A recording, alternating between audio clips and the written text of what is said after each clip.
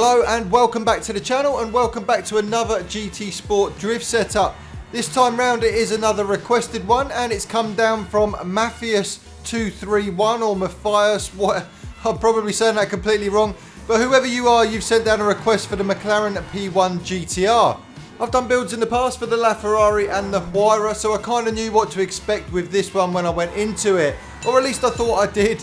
This thing is an absolute monster. The way I've got it set up here, this thing will spin comfortably in 7th gear from a standing start.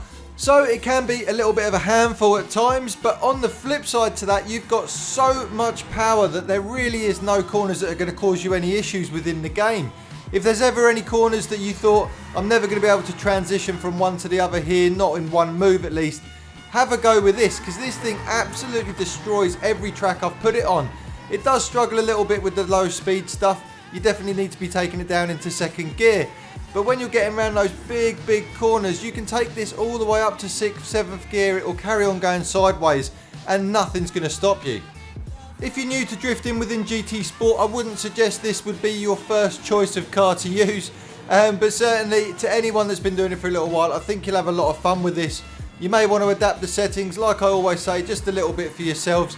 Get them comfortable for your style of drifting. But what I've given you here today is exactly what I've used to create this video. So this is what I've come up with for the P1. The power level can stay exactly where it is there on level 1, because you can only take it lower rather than higher. Leave the power ratio at 100% there, so 986 brake horsepower. Weight reduction wise, I've set that to level 3 there and taken it down to 91%, and that's going to leave you 1,223 kilograms. Traction control is set to 0. I've got comfort medium tyres this time round, both front and rear. Brake balance is set to -1. The ride height on the front there is 50 and on the rear is 75. Natural frequency is set to 3 and 3. Anti-roll bar, I've got 7 on the front and 6 on the rear. The compression and rebound remain the same as they are standard, so 55, 55 and 85 and 85. Camber angle on the front is set to 3.8 and on the rear is set to 2.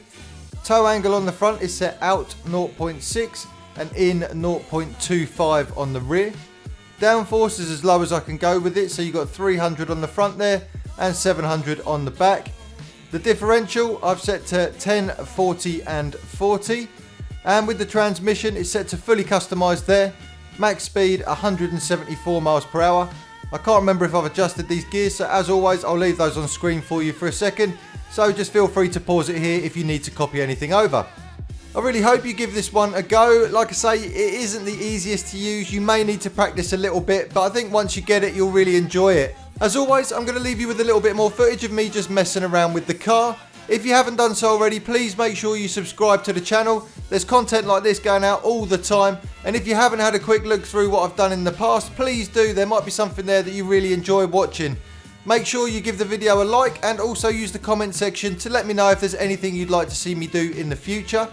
Thanks for coming by, and I'll see you on the next one.